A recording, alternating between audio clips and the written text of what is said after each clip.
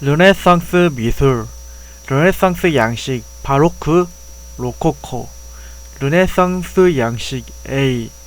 르네상스는 중세의 신중심 세계관에 대한 저항으로부터 시작되었다.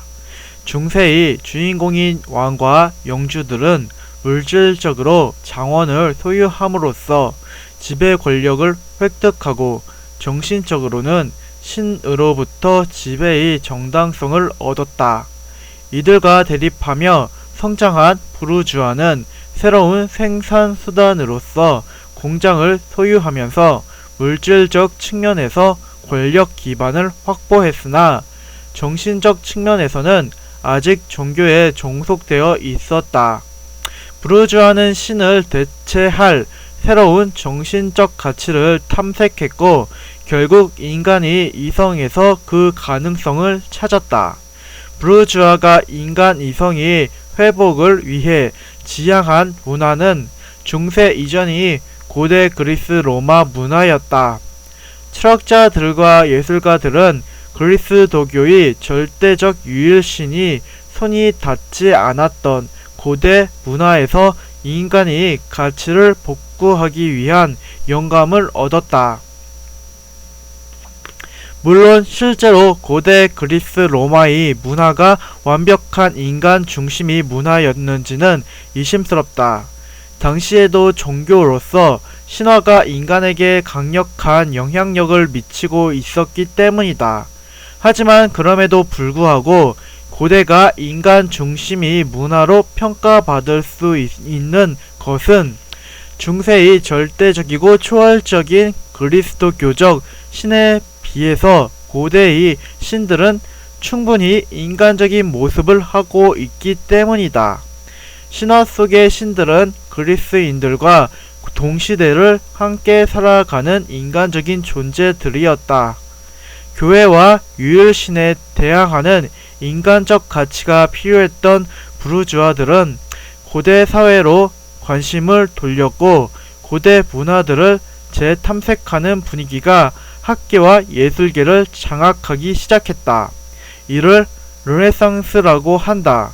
르네상스는 부활, 다시 태어남을 뜻하는데 여기서의 부활과 재생은 고대 문화의 부활과 재생을 말하며 동시에 인간적 가치의 부활과 재생을 의미한다. 이탈리아에서 시작한 이 문의의 부흥 운동은 전 유럽으로 확산되었다. 다만 14세기부터 16세기 사이에 일어났던 르네상스는 과도기적 측면이 컸다.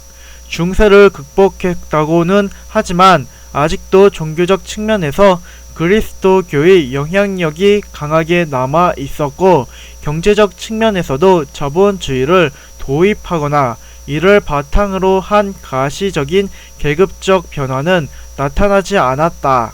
그래서 최근에는 르네상스를 근대의 시작으로 보는 것이 타당한가에 대한 논란이 있다.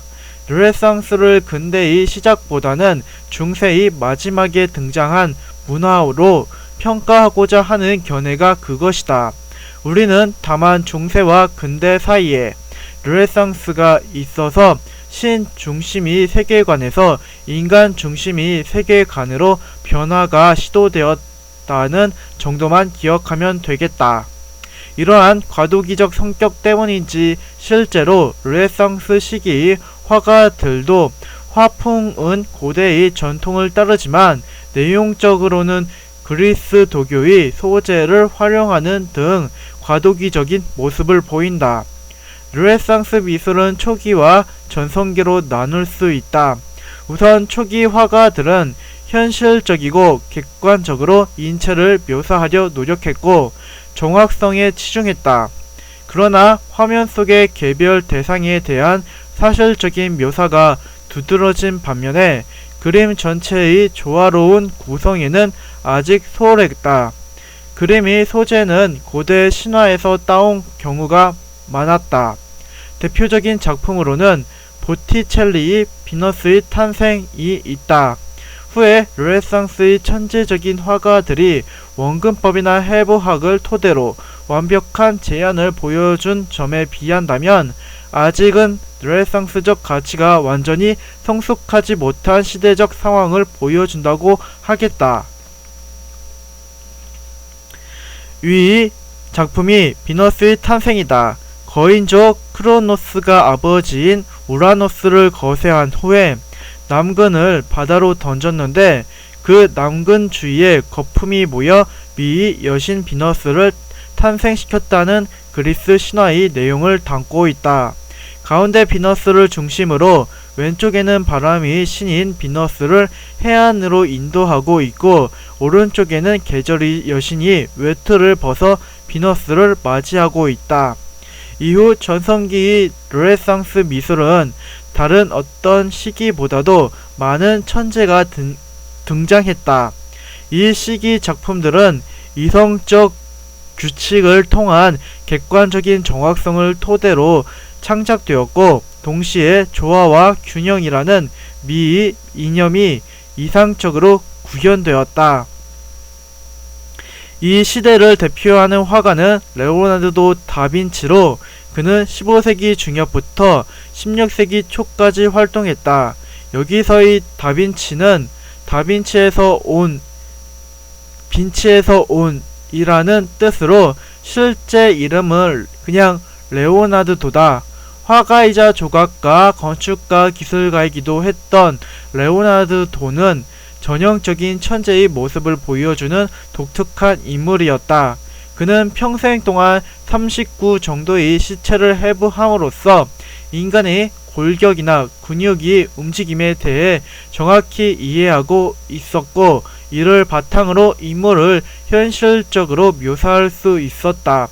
또한 공기원근법이 이론을 정립해서 2차원의 평면의 깊이감을 강화하기도 했다. 원근법은 두 종류가 있다.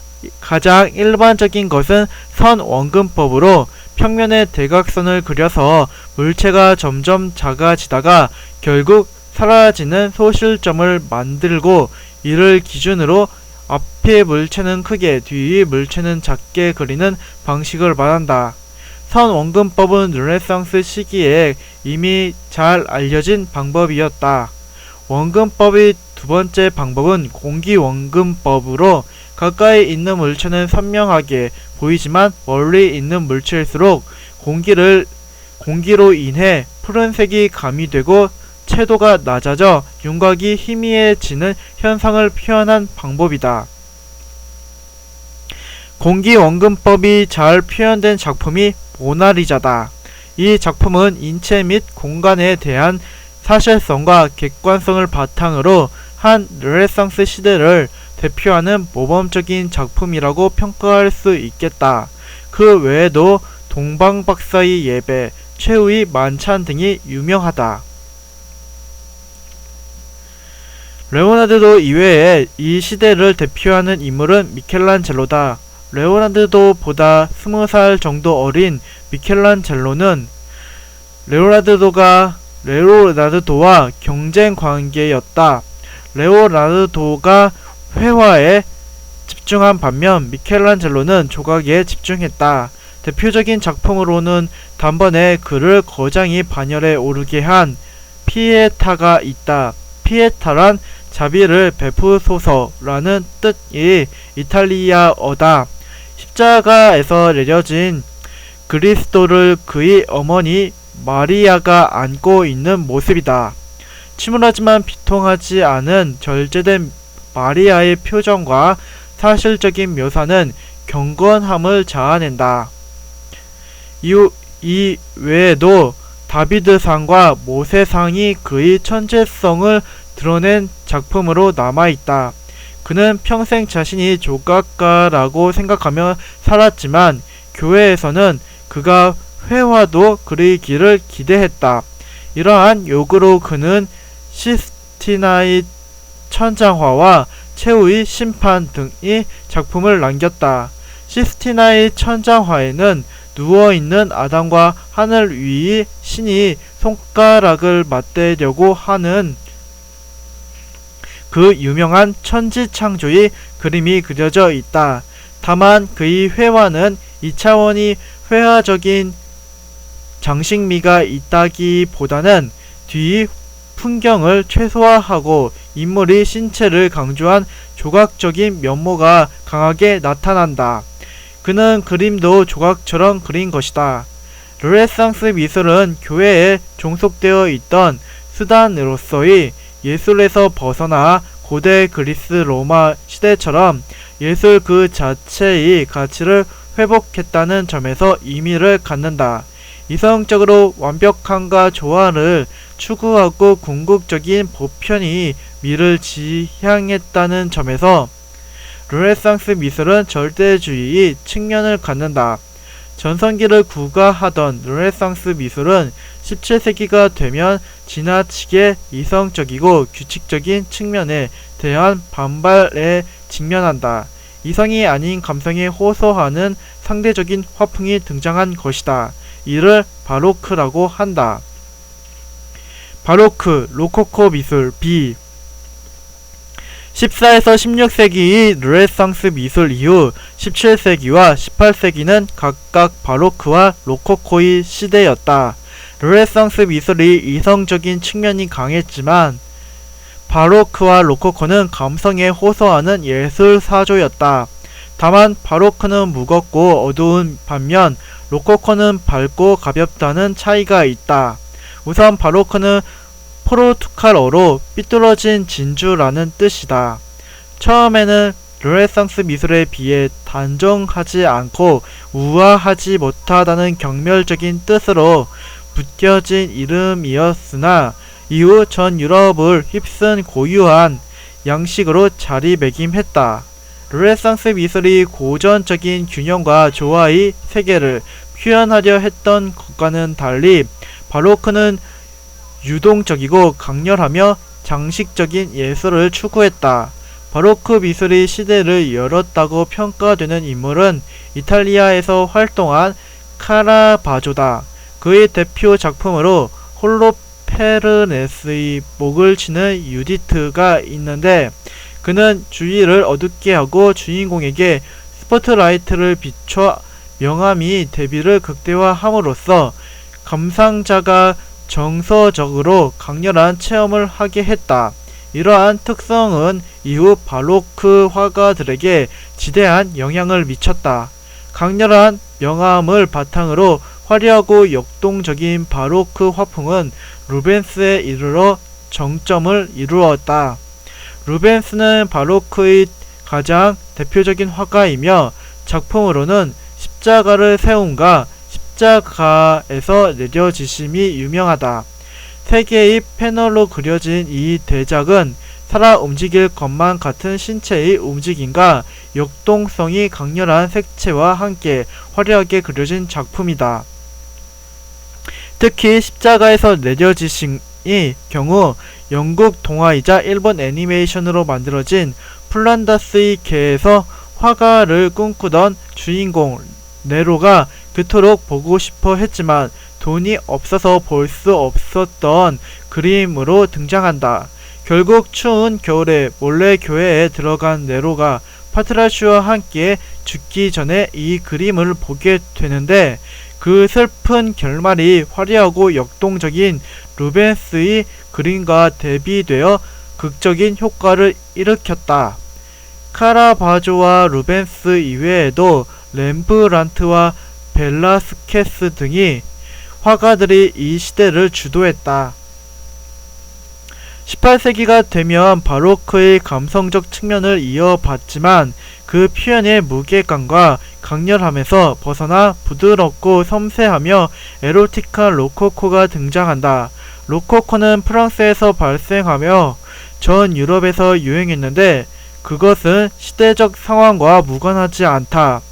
1789년 프랑스 혁명 무렵 왕권이 약화되고 부르주아가 세상의 주인공으로 떠오르면서 예술가들도 왕실을 위한 그림보다는 부르주아나 귀족이 향유할 수 있는 그림을 그리게 되었다.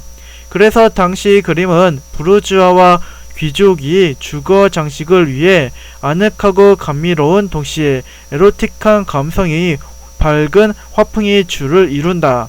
우리가 영화에서 프랑스의 화려하고 장식이 많으며 향락적인 사교계를 흔히 볼 수 있는데 그때의 전형적인 모델이 되는 시기가 로코코 시대라고 할 수 있다. 이 시기의 대표적인 화가는 부셰다. 그는 프랑스 로코코 미술의 전성기를 대표하는 화가다. 그는 당시에 유행하는 소품들이나 장식들을 그림이 소재로 사용하는 대중적인 화가로 당시 사람들에게 인기가 많았다. 그는 40년간의 활동 기간 동안 회화만 1000점을 제작할 정도로 왕성하게 활동했던 까닭에 현재까지도 남아있는 작품들이 많다. 비너스의 화장, 아침 식사 등이 있다.